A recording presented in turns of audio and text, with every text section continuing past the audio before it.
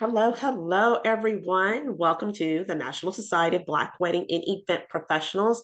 Today, we're here to learn how to navigate through our money so that we can sustain ourselves, be profitable in our businesses. And who hates talking about money? Who hates reading reports and stuff? But you know what? It's very important. It's essential to our business because guess what? Without having money, we won't exist, right? And who wants to live from client to client, trying to make sure that their business is sustainable? That's not a sustainable way. So I have here Kellé Thorpe. She is a fractional CFO. She has her business called Commerce with Kellé, which is a multiple profitable six-figure revenue business. Kellé has more than tripled her meeting and event planning clients' revenue in less than 3 years. She has a proven partner and outsourced CFO for all your financial strategy needs.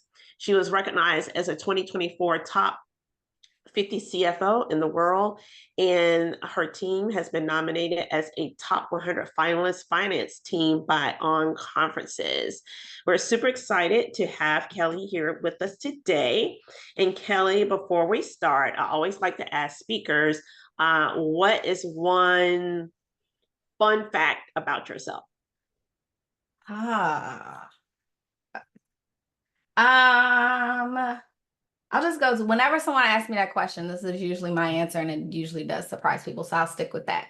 So I used to swing dance professionally, and I was actually casted, and I'm in the Notebook in the proposal scene, swing dancing in the movie. Oh, okay, okay. You're a dancer. I Well, am, and I missed it a whole lot. I stopped at my daughter's now 14, but after I had her, mom life kicked in, and yeah, I don't dance nearly as much as I used to. hmm. Okay, wonderful, wonderful. Well, that is definitely a fun fact about yourself. So yeah, next well, she's in NABO, National Association of Women Business Owners. So the next event, which is the holiday party, I think that's going to have dancing. I'm going to be like, girl, bust some moves for me. Okay, I'll make that happen. Well, I'm going to leave it all over to you. Any questions that guys that you may have, please put them in the chat box. And throughout her presentation, I'm going to be asking you some questions in the chat box that Kellé wants you to answer. So please make sure you answer them. I'm getting ready to cut my camera off and give it all over to you. Awesome. Let's jump right in. And yes, if y'all have questions along the way, feel free to put them in the chat, and we can see how it goes. We can either interrupt me with them or we can save them for the end, but there'll be plenty room for questions. So I'm excited to join you guys in the meetings and event professional space. It's an industry that me and my team really enjoys working with, and you'll see why as we get into the presentation. But today I'm going to give you some insight on how to assess your profit margins on every single contract that you land and why this is crucial for your business. And as a fractional CFO, what our role is to guiding you to achieve that greater profitability and long-term sustainability, because that's the important piece. And we'll have plenty of time for questions at the end. So let's jump right in. If you're struggling to have a clear visibility into where you're making your money and where you might be losing money, it's not your fault. The truth is, typically there are common pitfalls such as underestimating your cost, not allocating your overhead properly, even ignoring small but frequent expenses that may come up. And when was the last time someone gave you strategies to avoid these mistakes, right? And ensure that your financials and your tracking is accurate? You probably heard, which we'll get into later as well, that the bookkeeper does these things, or you might be the bookkeeper, which is one of the questions you'll see coming up pretty soon. But we'll get into like tracking of those finances as well. But many of us don't even know. We just kind of do the income minus expenses and we keep it there. But I got you. We're going to get a little bit deeper than that, but not too deep, because I know it's not an area that many people want to be in. That's not why you started your business, right? But you can do this. You just need someone that helps and understands your industry to break it down in a way that works best for you. So this session is completely for, I enjoy working with people in you guys industry and space because it's very unique to the profit margin assessment piece. And it's something that we do on every single one of our clients' contracts because it's important. And I want them to know what's being profitable, what's not, and why. So assessing profit margins on every single contract is the key to making informed decisions on your pricing at the beginning of the contract, and where to cut the costs and where to invest more. And ultimately, it ensures that every event that you manage contributes positively to your bottom line. So if you've been concerned that you just can't successfully or accurately determine your profit margins, I'm gonna put those fears to rest, because you can. And again, you just need a step-by-step guide to figure it out. So I'm going to give you 4 quick tips, and it's going to be pretty simple, I hope, and not too high maintenance in the accounting side of things, to make it easier for you going forward. Bookkeepers and tax professionals want you to believe that all you have to do is track your numbers and know what your total income is at the top of that P&L and your total expenses are at the bottom. But I'm here to tell you it is far beyond that. There's a lot that happens in between. And that's actually only the foundational component of managing your business's finances. You need to know how to do it and dive deeper, or you need a financial strategist to dive deeper into this so you can be well informed on how to maximize your profit margins with ease and confidence. So if you ever thought to yourself, my bookkeeper or my tax preparer have never provided me with strategic guidance on how to spend to get an ROI throughout the year, then you're right. That's not their expertise. They're handling the transactional components of what you've already spent, what has already come in, what has basically already happened in your business is what tax preparers and bookkeepers handle. So they're more of the transactional geniuses. They're great at inputting data accurately, but their zone of genius isn't typically to analyze that data and to give you financial insights. And that's where Commas with Kellé was birthed from. Coming from a corporate CFO space to managing small business finance and accounting, it was a huge gap that I saw in the industry of people being told they need a bookkeeper and you need a tax preparer, but no one in between. But then, of course, when you get your taxes prepared, you're like, holy crap, I owe all this money in taxes, right? Well, someone was supposed to help you to at least alleviate some of that pressure throughout the year by analyzing those reports that you get on a monthly basis from your bookkeeper, or you should be creating them yourself if you are the bookkeeper. So as a fractional CFO, we are the forward-thinking leader in your partnership. We create those tailor-made strategies to help you as the CEO in your business and provide you ongoing support so you can have a CFO in your back pocket to bounce things off of along the way and receive detailed financial analysis to help you achieve those personal goals and the business goals. A lot of people are very surprised when they work with us in the outsourced fractional. You'll hear me use it interchangeably. It's all the same thing. And a lot of people are surprised of how we tap into the personal side of the CEO's life. And most outsourced or fractional CFOs do not do that. They focus exclusively on the business. I am passionate about resisting burnout. It's something immediately that I saw in you guys' industry. Coming from the law firm space and most of my career, burnout was normal. Like if you weren't burning yourself out, you weren't going to be promoted. So I certainly did not create a business to continue on that path. So when I start working with people in the meeting and event planning space and I saw how real the burnout is, I was like, I know these people did not create businesses to do the same thing. So that was immediately the thing that I wanted to start focusing on. And it's why we focus both on the personal side of the CEO's finances and on the business side to help the goals match. And we're actually a one-stop accounting firm. So we do bookkeeping, full accounting, your invoicing for your clients, paying your contractors, paying you, the financial strategy for you and your personal life and your business, and tax planning and tax prep, all for one easy monthly flat fee. And most people, as Sarah said at the beginning, are shocked at the rate. And some people come in and they're like, oh my God, I'm not sure if I can afford it. But within the first 3 months, they see the ROI and it just makes sense, right? And we'll get into that further in a second as well. So yeah, you heard me right. We'll take all of those accounting pieces off your plate so you can get out of the weeds of managing your finances and focus on driving up revenue and exactly why you started your business. So at the end, I will share some slides so you can have a QR code to get on my calendar and we can talk a little bit further about those things.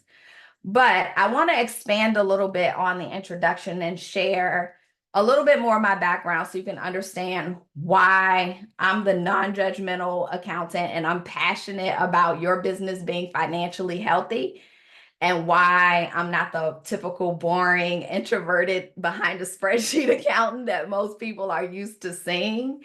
And it's a lot because of where I came from. You see, I did not learn how to manage money like most accountants did until I jacked up my money, like most of my clients have done, right?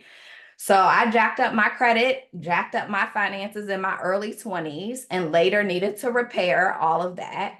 But in my cotillion bio, which I recently found, I noticed in there, I was in a cotillion when I was 16, and the last sentence said, Kellé wants to be an accountant when she grows up. And I thought that was amazing that even at 16, I knew what I wanted to be. And now that I reflect back on it, I actually hate numbers. Most people are shocked when they hear me say that. I hate numbers. I have always hated math, but I was always in accelerated math. And my mom always made me stick to it because I was a genius at numbers, and I still am, but I still don't like them. I enjoy the strategy piece of the business. And I think the thing I do like about numbers and why I knew at 16 that I wanted to be an accountant is because it's black and white, right? Numbers, you can't argue about your numbers. They are what they are. Now, where we can play is the strategy space. So it's very helpful to stay in knowing the black and white and then being able to give a solution, which is the strategy. And so I ended up having my first child. I was a teen mom. I had my first kid at 19. And I didn't let that stop me, however. I worked my way through college. I started my career as an accounting clerk while I went to school part-time and studying business and accounting. I worked in law firms full-time for most of my career. Like I said, the billable hour, as you guys probably already know, is very real in a law firm. And it's why I don't charge billable rates for our services. I've become allergic to it because the overtime also used to be ridiculous. I would be in the office till 3 a.m. doing everybody's job and my own. But it allowed me to create a career for myself, working my way up the corporate ladder. And I soared from an accounting clerk to a director of finance before I even finished my bachelor's degree, which is unheard of in our industry. But the reality is I was burnt out and I was boxed in. And once I decided to leave my dual C-level career, I was a chief administrative officer and the CFO for a $27 million lobbying firm on Capitol Hill to become a full-time business owner myself during the pandemic with a graduating high school son and my daughter headed into middle school. The biggest thing that helped me be profitable is I knew strategy of finance because it was what I'd done in my career. So I knew how to be strategic and how to be productively profitable. And I knew when it was necessary to spend, how to spend it to get an ROI, and how to not burn myself out in my own business. Now, I can't say I'm in year 4 now, and I am exhausted, but I'm making transition, right? I'm transitioning out of the fractional space and seeing one-to-one clients to the CEO role. And so while I'm carrying these dual hats, it is a bit challenging, but I will say the first 4 years of not having to be exhausted and burnt out in my firm has definitely given me the highlight and the blessing to be able to see the light at the end of the tunnel right now. And through this journey, I've been able to guide clients to 3x in their revenue in less than 3 years and no longer burning themselves out in their events and wedding planning space as well. And now I'm going to give you a few of those tips to tell you how. So we're going to jump right in. You just need the right fractional CFO to give you the step-by-step guides to drive up profits and no longer have to wonder about what your profit margins are again. Commerce with Kellé has a fractional CFO who maximizes your profit margins, and it leads to a strong ROI. The first tip I have for you is to define what profit margins are. So simply put, your profit margins is the percentage of revenue that remains after you've paid all of your expenses. Now, some people get this confused as it pertains to your cost of goods, also known as COGS. Mostly, you guys have COGS, but mostly in your industry, it can look more like cost of services, which is COS. And sometimes we use that interchangeably in accounting, but they get that confused with overhead, and we'll step a little bit deeper into that in a second. But at the end of the day, there are two main types of profit margins. There's your gross and your net, and then there's your gross profit margin, which considers only your direct cost. So while your net profit margins includes all costs, both are essential to understanding your business financial health. So we're going to dive a little bit deeper, and I'm going to show you an example of a client study who has done the work in their profit margin assessment. But the first step is to track all of your revenue associated to each event. And I want you to track them all separately. Even if you're using an accounting software, if you're using a good one, usually you can break them out. I like to tell my clients or people that come to me in discovery, if you're not already doing so, break your contracts out into projects in your accounting system. It will definitely help you and make this much easier. If you're like, oh crap, I don't want to do another step, then you definitely need to follow along and get on my calendar so we can take it from you. Because at the end of the day, that's the only way you're going to know in a fast, easy way how to be profitable on every single contract. So this includes the main income from the contract and any additional revenue streams like sponsorships or ticket sales, those types of things. The number two thing I want you to do is to track all of the direct costs. So these expenses are directly tied to the event. So it goes back to what I was just saying, your COGS or your COS. So this will be stuff like the cost of the venue rental, the catering that goes for the venue, any contractors or staffing that you use for the event. It's crucial to itemize these costs accurately to get a clear picture of your expenses that directly are for this client's event. And the next piece is the indirect cost. Now that's more of your overhead costs. So that's things such as if you have an office space, you may pay a co-working rental fee for, or utilities for that space, or your internet, or a VA that you may have. Those types of things, your cell phone bill, those costs to be tracked completely separate than the costs that directly impact an event. And you'll see why in this client case study that I'm going to show you in a few. But it also will provide you with the method to see how efficient you are too in your spending. And the next piece is once you've tracked your revenue and your expenses, it's time to calculate that profit margin.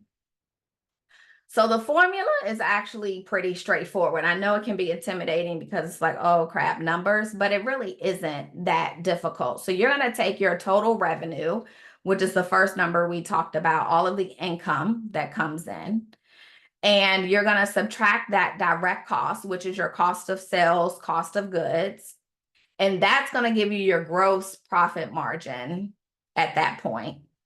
And then you're going to take all of those overhead costs, which we called indirect costs, and subtract that from the gross.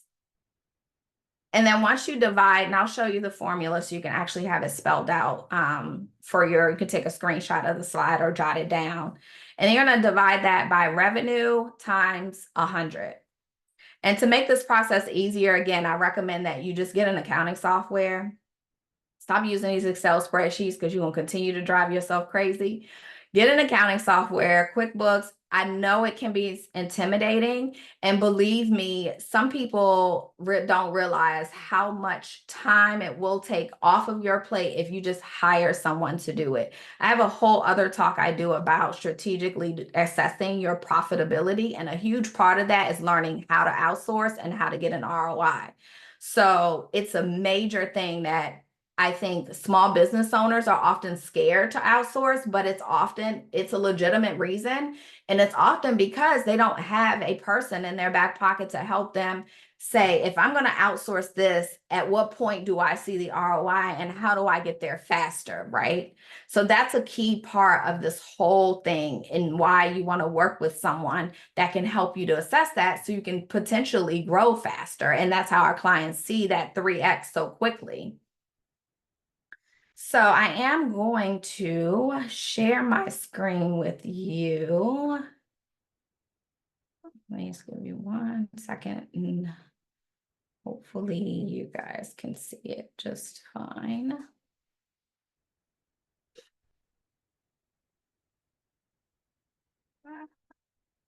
All right.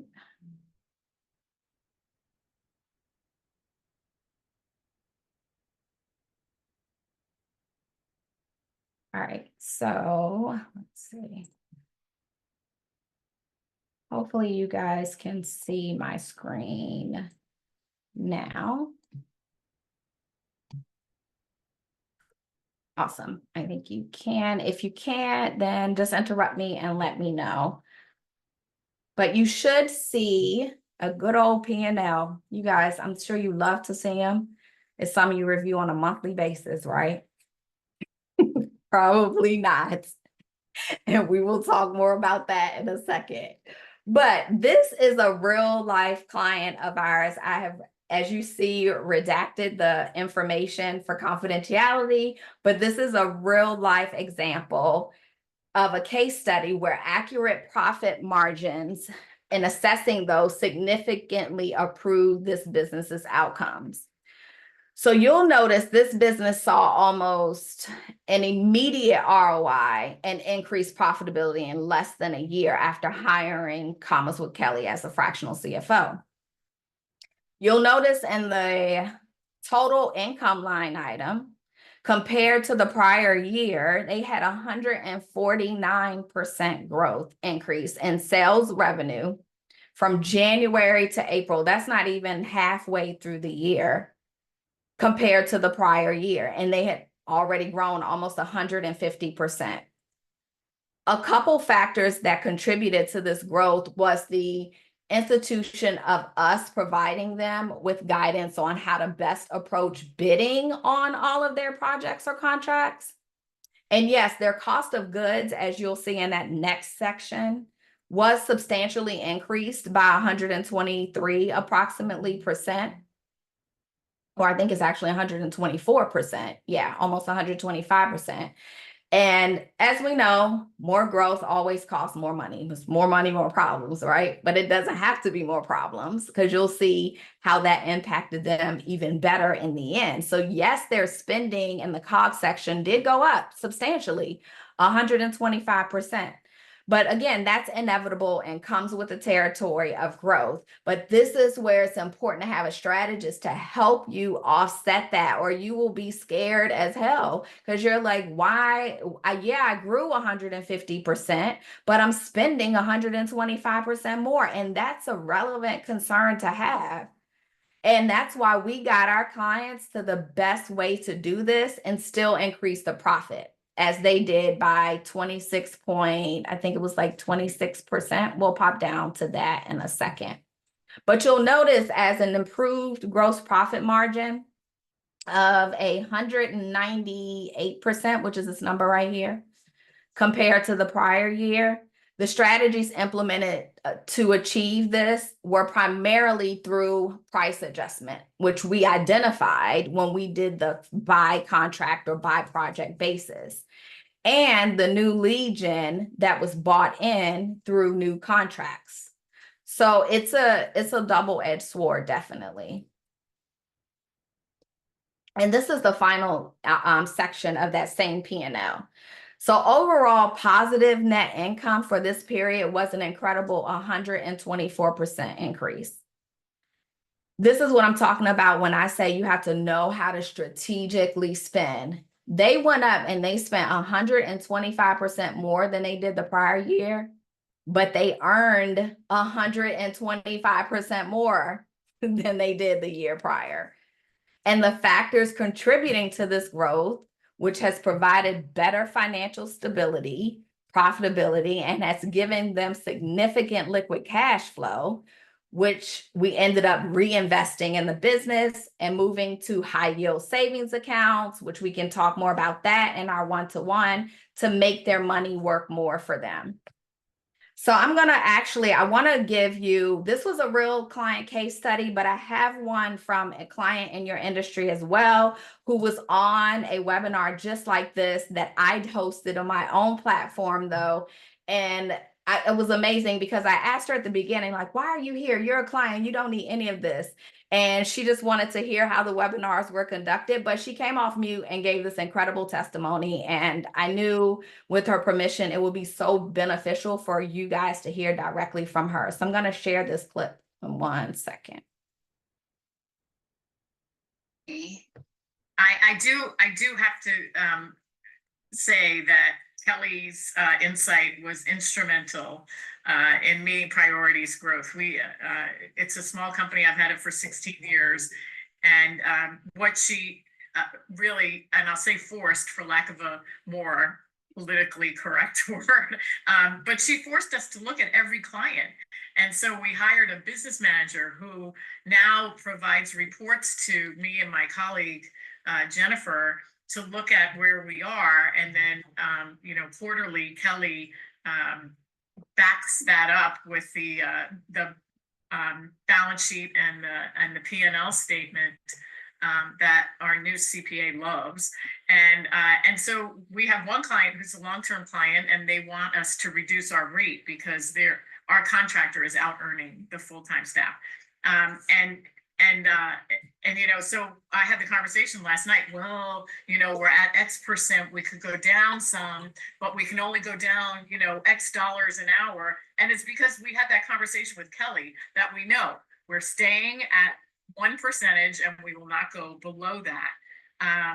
So I thank you for that guidance, Kellé. And it was I thank you for. Okay, so as you saw from Lauren, she immediately felt the impact within the first few months and was able to make more informed financial decisions, both in her business and personally, to grow her business and her retirement side by having fractional CFO services.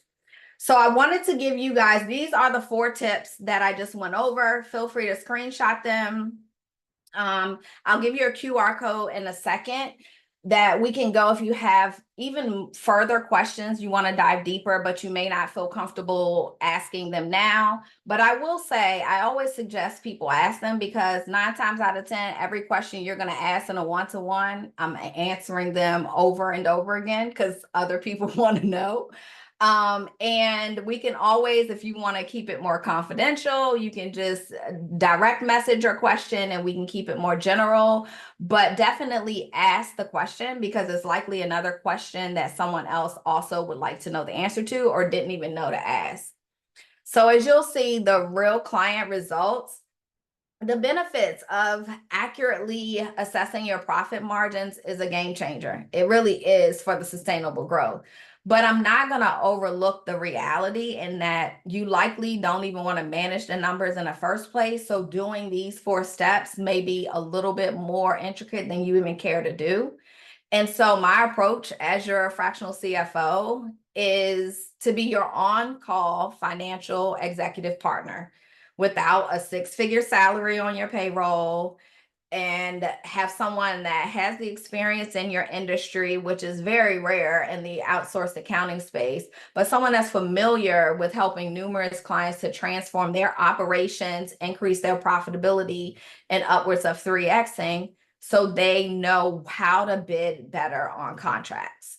And that's it. So I love emoji. I think my favorite, of course, my favorite emoji is a cross between the dancing emoji, based on what I told you guys. This is my fun fact, and probably the money bag. So find one of those, give me one of those in the chat, so I know you guys are still there.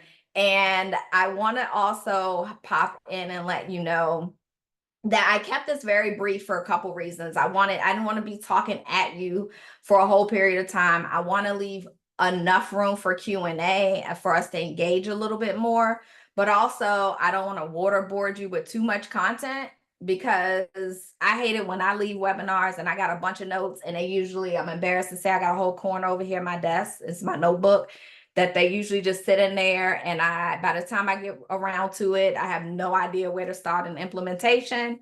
And then I'm a self-help addict anyway, so I easily get overwhelmed with too much information. But that's why I kept this simple with those 4 simple steps.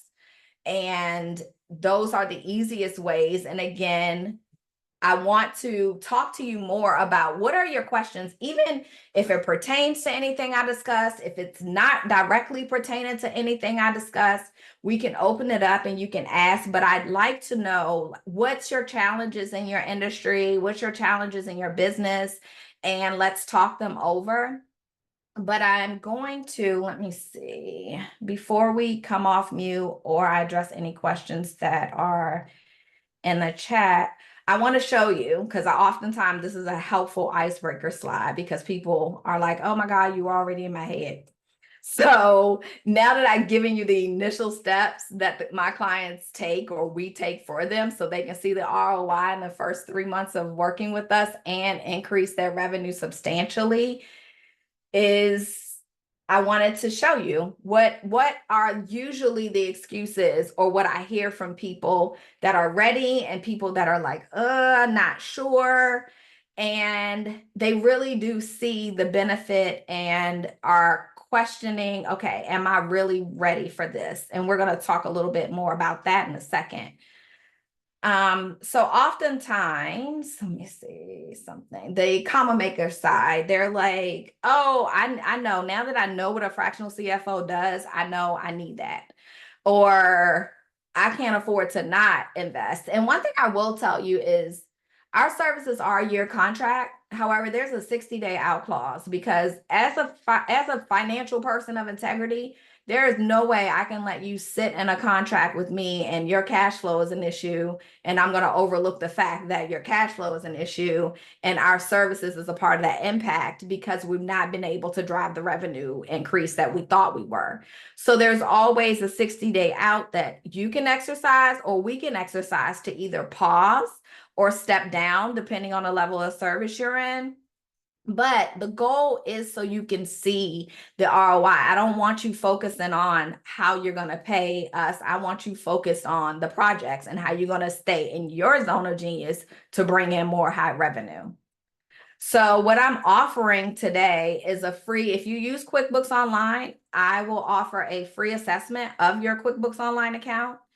Albeit you do it yourself or you have a bookkeeper. People often find this very valuable, because either way, it's always helpful to have a financial person review them. Sometimes people are like, oh, I have a bookkeeper, they're amazing. And then I look in their books and they are amazing. Or I look in them and I'm sorry to say, majority of the time, so I find plenty of gaps. But it's not to bash their bookkeeper, it's to give them the insight. So what I'll do in that assessment is send them the recording with the questions to ask their bookkeeper, to either A, have them clean it up, or B, trigger their mind on why things are being done a certain way, so you can have those accurate financials going forward. All right, so this is typically all encompass what you all are typically doing in your industry as it pertains to managing your own finances. So if you gave it to us under our one-stop shop flat fee, you'll no longer have to guesstimate. If you're paying yourself, how much? If you're not paying yourself, why not? We'll figure all of that out. You'll be able to have the reports and the numbers you need instantly for any loans or grants that you come across. You'll no longer need to even log into your most of our clients don't even remember their QuickBooks password because we do it all for them, and they don't have to worry about managing a spreadsheet.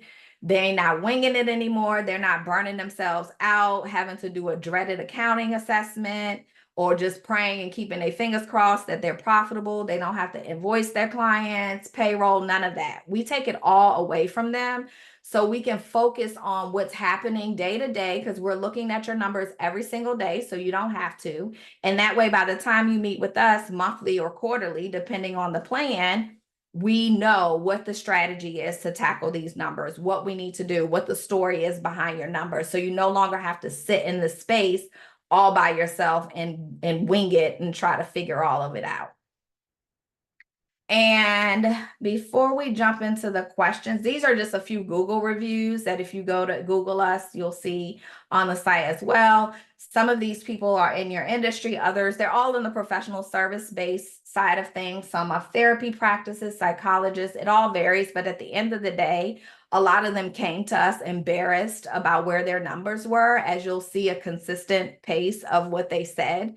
But at the end of the day, they felt more informed after working, and they no longer had to be embarrassed of the status of what their numbers were or what they didn't know in their business. This is a quick screenshot of the services I just rolled off that we offer. So if there are any more questions about that, you could take this and kind of think over it. And this is the slide where I said I'd offer you the QR code to get on my calendar.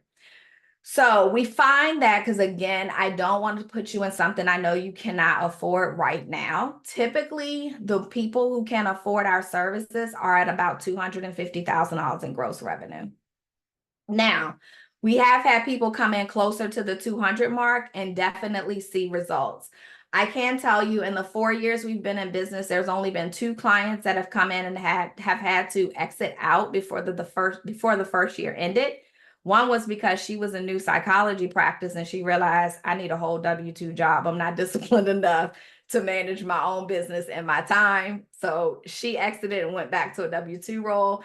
And the other was someone who was more in the investment space. And that's when I quickly realized we don't pair well with people who are more in the investment financial space as a business. So it's never been a time where someone invested in our services that couldn't afford it outside of those 2. And that, again, that wasn't an affordable thing. It was more of a working together or their personal decision to go back to work. And it's because when you have accountability on your side and someone who has a threshold and is saying, I'm just not going to take on any client because I don't want you to have that kind of pressure, it really does matter in your business. I am also, I think that's the end of what I have. Yeah, that's the end. I want to jump in. Do we have any questions? I can be found at Commas with Kellé. Is it on this slide? It is not. Let's do it. So I'm at Commas with Kellé on all platforms. This QR code leads directly to our website. I'm going to pop back to the slide with the QR code to get on my calendar though, so it'll be easier for you guys to scan and get there. But while I do that, are there any questions, you guys, in the chat, or you can come off, whichever one you think you'd like. Kellé, I'm going to give you some results of the poll. Awesome, let's do it. Ask people to think about their questions. So how long have you been in business? 25% said less than 2 years. Another 25%, 2 to 5 years. And then 50%, 10 plus years. Awesome. What is your projected revenue for this year? 75% less than 150,000, 25% put 150,000 to 250,000. Awesome. Okay. Were you profitable in the previous year? It is a 50-50 split between yes and no. Yeah. Do you use QuickBooks for online accounting? 100% said yes. Do you currently have a CFO or bookkeeper managing your business finance? 50% 50-50, yes, no. Awesome. Thanks for sharing and thanks for answering those, guys. Though it's funny how consistent those results are when I ask people those questions in your industry. It usually is right around the cusp of where the profit margins are. So I will say, since we're right there at it sounds like about 150 to 250 range, if you're right there at the cusp, I would suggest go ahead and hop on my calendar, because I would like to take an assessment of your QuickBooks to see where you are and make sure that your revenue is properly reflected in your books. And if there's any support we can provide, or if there's any guidance I can provide for those of you who are either both doing your own bookkeeping or you have your own bookkeeper. I'm going to come off of share and back on full screen. Are there any questions? Anyone want to come off mute and ask, or any questions you have for me? I do see that Gina, for her challenges are workers' compensation, insurance costs rising in California. Yeah, floral hard costs are volatile. Okay, yes, these are great concerns. How can I forecast the costs when they're constantly changing? Yes, that's a great, especially post-COVID, because usually the market trends we can assess and we could say this is the average percentage of something increasing. But once COVID happened, the cost, as you guys saw in your industry, of supplies, even labor, everything just hit the roof. So it does make it harder to project now. But one thing that we do with our services is a 5-year financial forecast. And it's ever changing. I don't use budget, but that's primarily what it is. But budget usually makes people cringe. And it's because it's thought to be restrictive when it's really not. Now, some people need a budget, a restrictive one. Most people who are good stewards, and if you're in your business full time, usually you need a forecast, which will help you with those constantly changing things. And usually what I tell people to do, especially since COVID, is look at the prior 5 years and double it, because COVID has really done a hit on, like I said, all areas of labor and expenses, and project from there. And that's usually a really safe place to be. All right, Nia, I'm based in I didn't answer. Let's go back to workers' compensation insurance. I guess I kind of answered that piece too. Workers' compensation and insurance costs, they did increase in COVID, but they usually remain relative. And depending how long you've been in your business, usually you can get like a 2 to 3 year in the insurance piece. You can get a 2 to 3 year contract or agreement. So your cost is kind of set for that period of time. I'm based in New York and I wasn't doing payroll. Okay, I'll come back to you, Gina, in 1 second. I wasn't doing payroll and I was forced to have, is that workers' comp? Should I still keep it even though we have paused payroll? Yes, that's workers' comp. So I was doing 1099s, and then during COVID, when they did the second round of loans for relief, for the economic relief, I got the loan, so I started doing payroll. And I was told by my insurance agent at the time that I didn't need to have workers' comp coverage because only people that were on payroll was myself as the owner and a part-time employee. But New York State said absolutely not, and now they are charging me for not having coverage for that specific period of time. Yeah, this is a great example of why I tell people don't listen to your finance person or even your insurance person when it comes to law-abiding things. Go to your business attorney, because we can give you guidance on what to do, but every state, as you can see from these questions, are so vast and so different that you need to make sure you have a business attorney that knows the laws, usually in all states. I actually face this. I'm in Virginia, and I actually faced the first I think it was in year 2 for me. I was in a similar situation where I was the only employee and I had all contractors working for me. And I was like, why am I paying workers' compensation insurance when I'm not going to sue my own company if I fall down the steps? Like, that don't make sense. So I thought the same thing. And I went to my business attorney and she was like, no, it doesn't matter in the state of Virginia. You still got to carry it. And it's a complete waste. I pay a lot of money monthly on workers' compensation insurance. And while now I do have employees, but before I didn't. And it was like back then it was paying like $600 a month, which why? I almost want to fall down the steps and sue myself to get my money back. So definitely, and I realized based on where you guys are in the business, it may not be make sense right now to have a business attorney on retainer. But if you are interested, either DM me on social media or send me an email. I have one that is very affordable. She's passionate about employment law. And she will let you know she does free consultations and she charges a very affordable hourly rate if you need assistance along the way. And she's very reputable. She's actually the attorney defending the Uber contractors right now on the ride sharing big law that's happening in Washington State right now. So reach out to me if you don't have a business attorney and you're looking for one, and I can put you in contact with her.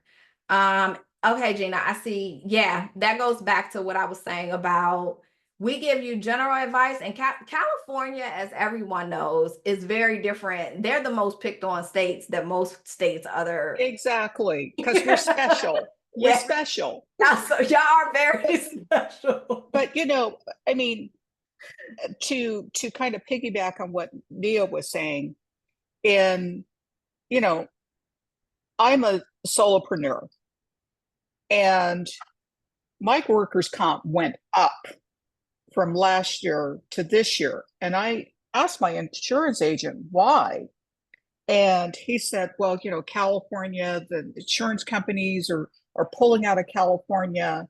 And so they're just doing this adjustment. I'm like, well, I have 1099 contractors, but in the state of California, they're not considered contractors because of that Uber Lyft. Yep. That's exactly what I was saying. So you and definitely. Dynamex. Yep. And AB 325, All of that. AB 25, and then Yep. there's like an amendment to it. And so it's hard to forecast, what's going to be in 5 years, because I might not even have, I wish I didn't even have to have workers' comp. And like you said, maybe I should fall down so I can collect on it. Yeah. But it's hard to forecast what you're going to do. And you talk about, the direct costs for event day.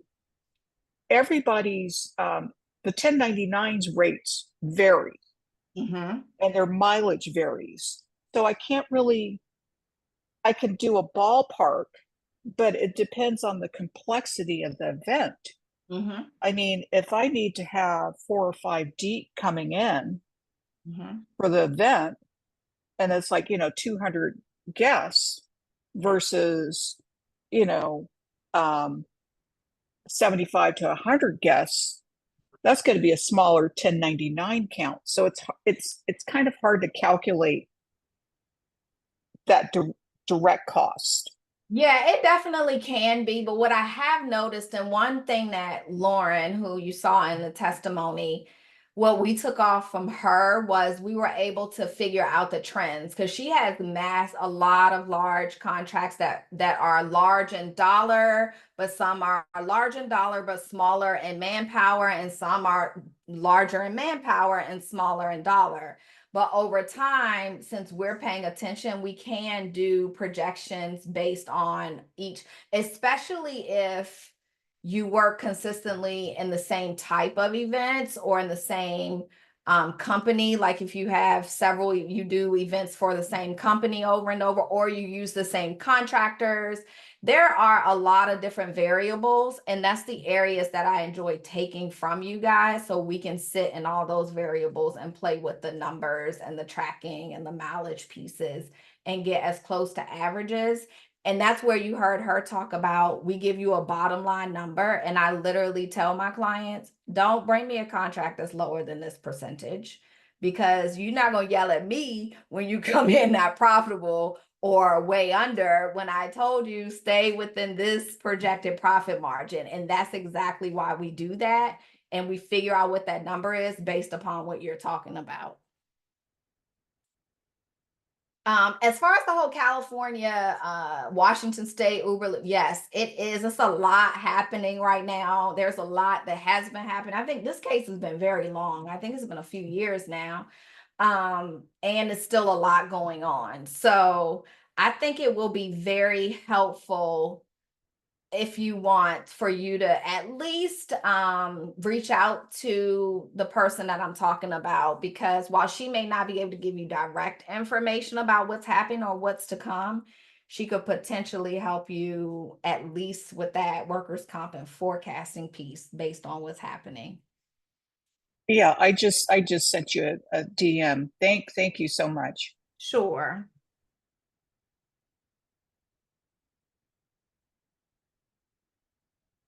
Anyone else? Any other questions, guys?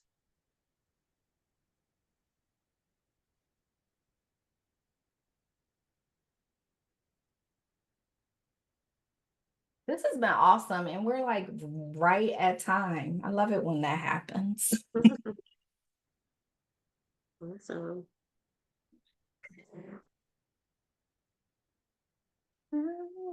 All right. Well, Kellé, thank you so much for joining us today and guiding us through the challenges of trying to be savvy with our money and not being afraid to dive in there to kind of understand the numbers. So guys, Kellé did provide her contact information. This will be recorded so that you can go back and listen to it, and will be in our member only library. Kellé, thank you again for being here. Thank you for having me. I always enjoy talking to people in you guys' industry. This has been awesome. Thank you. Thank you. Thank you, everyone. Go to our NSBWEP website. And if you're in the New York City area or not in the New York City area, please help us with our walk, the Susan G. Komen Race for the Cure. If you can't walk with us, please help us donate $5, $10. You know, every little bit counts. Our goal is to raise $1,000. And if you can, come up to New York City and walk with us in the race. It's about 3 miles for us to walk. You don't have to run. Let's just walk, network, and go have breakfast afterwards. So please join us. Go to our website. All of the details are there, and we'll see you at a future NSBWEP event. Thank you, everyone. Bye, everyone.